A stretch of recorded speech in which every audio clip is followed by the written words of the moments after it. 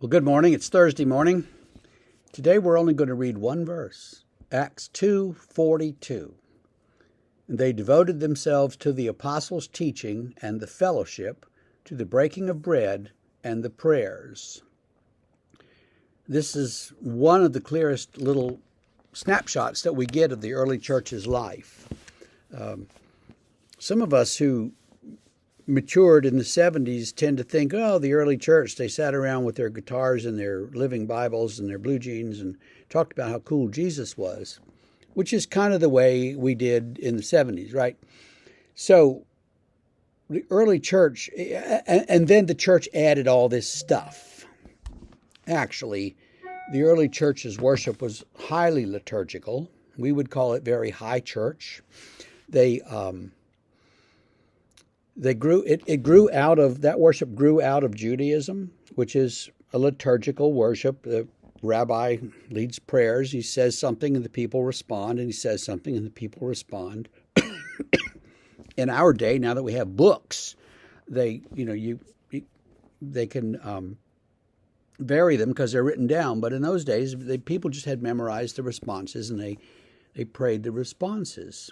And so what the early church did, these people were all Jewish people who became Christians, and they didn't throw aside their prayer books and go grab their living Bibles. They kept worshiping God the way they had worshiped Him growing up. They just added prayers to and about the risen Lord. And so worship was highly liturgical. The earliest written worship liturgy that we have is the Liturgy of St. James, which is from Jerusalem, and it would take us about 4 hours to go through that liturgy, praying it and reading it and chanting it and stuff. There was a couple of other liturgies that were almost as equally long, and people began to complain that the liturgy was too long and boring, and so John Chrysostom shortened it to about 90 minutes, which he wasn't happy with, but that was a compromise, and that's the liturgy that's still used in the Greek-speaking church. Roman-speaking church in Western Europe had its own long history of changes, but eventually changed the worship somewhat and got the outline that's used by the Roman Catholics and that essentially that we use too. Anyway, we're getting way off track.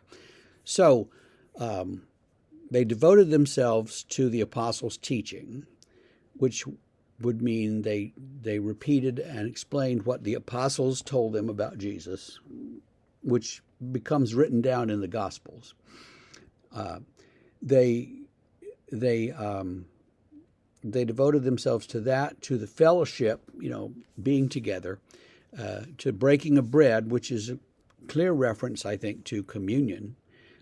It also could be a reference to their fellowship meals that they had, but also it would point to communion and to the prayers, all these liturgical prayers that we're talking about. So these people met. At this point, the previous verse said 3,000 people were added to the church that first Pentecost day. So in those early months, there are 3,000 people or so, and they devote themselves to learning what the apostles were teaching and to worshiping God in this new liturgical style that is based in their Jewish heritage. All of which means that when you hear somebody say, as you will hear occasionally some Protestants say, we just need to get back to the early church and back to the Bible and get rid of all this stuff that, those Catholics came up with. That's really, really bad history. Because, those Catholics happen to be our ancestors, and what they came up with was based in these earlier foundational traditions. And despite the animosity that's come up after the Reformation, they were faithful people and still are. And so we we have a lot that we can learn from the past if we pay attention to it. If we decide that, well, we're going to be a free church and do what we want, good luck. Because the church's history is a liturgical history. And the church's worship is liturgical. It's not some thing that somebody thought up with 30 minutes of guitars and 30 minutes of teaching. It's a liturgy that moves from one place to another, and in the midst of it, inspires us and feeds us and leads us closer to Jesus, which is what I think we all want, right? So read that verse and think about all these things. And sorry to get so deep into it. Tomorrow we'll read the rest of this paragraph and talk about what the church then did in the community, and discuss some of those things. But for now, have a great Thursday.